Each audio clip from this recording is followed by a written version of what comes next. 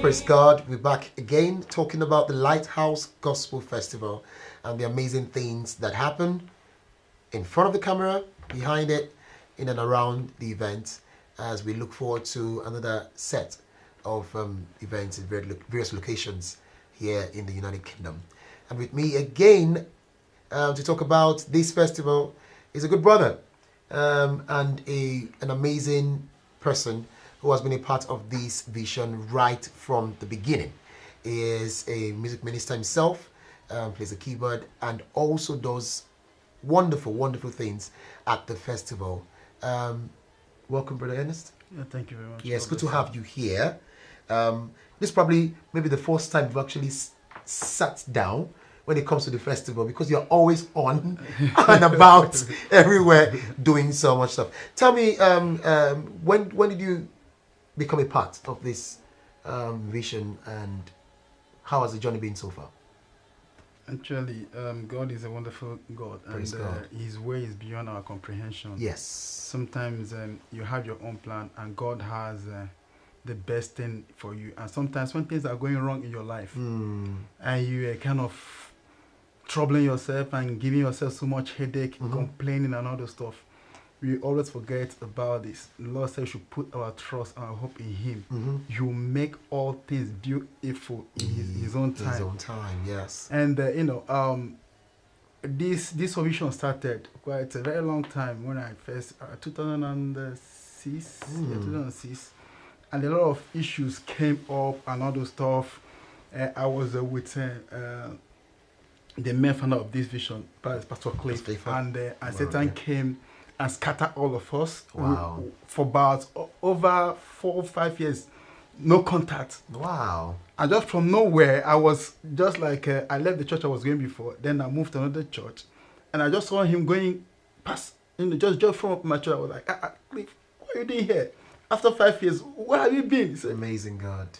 He said God just took him somewhere for training. And then reconnected. And I contacted him back again. Praise God. It's just amazing. Then since then, God has been so faithful, and one of the major things I praise God about his life is when God give him a vision and he just go ahead. If God asks him now, bless you with 4,000, even if he doesn't have, he will make sure he will give you. He will find the money and give to God. you.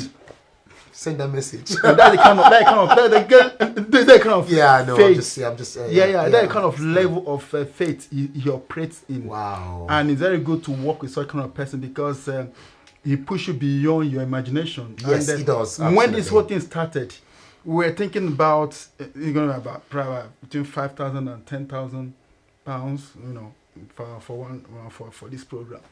And when we enter into it, discover that this thing is not just.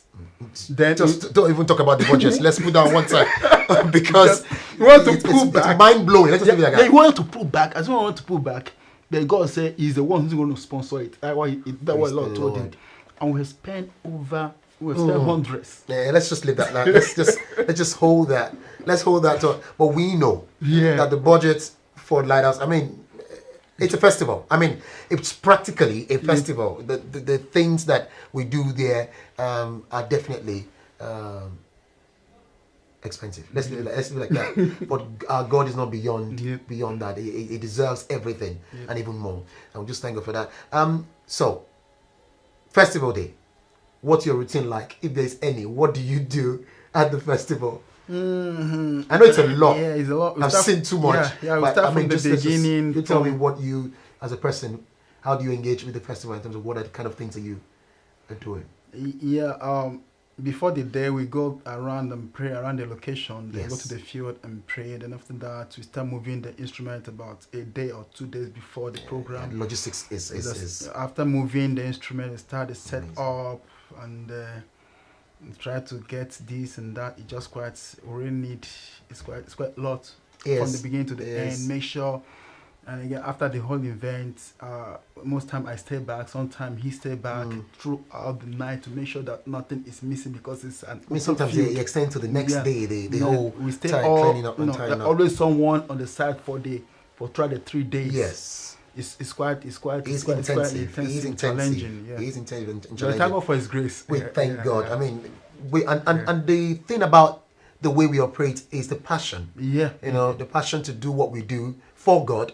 And it's always an amazing time. And just it's worth it. It's so you really want a soul's life is worth it, and that's why we really desire that people will leave their homes and come out and be a part of this festival. Because one, it's a place to meet Christ. So if you don't know Jesus and you want to know who he is and what he does and why some people actually can go all the way, all right, for him, you probably should be there. You know what I'm saying? If you've got questions about who Jesus is and what he does in the life of people and why he makes us so happy and makes us always excited and makes us do what we do and sacrifice so much for him, then you need to come down and see what God does. And I think the festival itself, it goes beyond just coming together. We worship, we pray, lives are saved, deliverance takes place, people are redeemed from their burdens, from their issues. There's a prayer session that goes on, pastors counseling. There's so much that goes on in the festival. The music, that's amazing. An amazing point. Amazing. I think what I want to say is this: and most time when these things are happening, it is for everyone. It doesn't matter. It doesn't matter your background. It doesn't matter the church you are coming from. Yes. Because for example, now if you're just within your church, your local church, the grace God and the anointing God is going to give you just within that local church. But when you move out, that make it He gives you more grace. He expands you. I discovered that being involved in this, there's some grace that God have had, even gifts that God have given to me that I never had before. Very true. It's really sometimes we don't really understand this, and again, I've been one of those that criticize this kind of thing, and all those stuff. Then as time goes on, just as the Bible said that we should always renew our mind. Yes. When some of these things come, we just leave. Let's just try to lay ourselves open for the Lord to use. In the process, we discover there's more in God that we have not accessed. Absolutely. Yeah. Absolutely. I think a release and a willingness to hear the word, to associate with other Christians. If you're a Christian, and to know about the faith if you're a non-Christian, it's always a good time.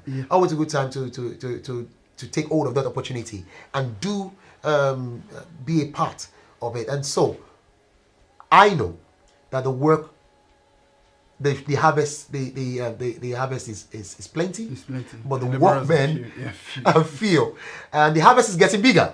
So what would you say to people who God has given the ability, the strength, the technical knowledge, whatever it is, to be a part of our team, to be a part of this festival as we go from town to town? What will you say to them in terms of in terms of joining us and coming on board to support this work? I mean, the body can be light on you, isn't it? What would you say to them? I'm saying to everyone there that as you're listening to this telecast, and if the Lord is speaking to you regarding to joining us, you are fully welcome. There is always opportunity. There's always open.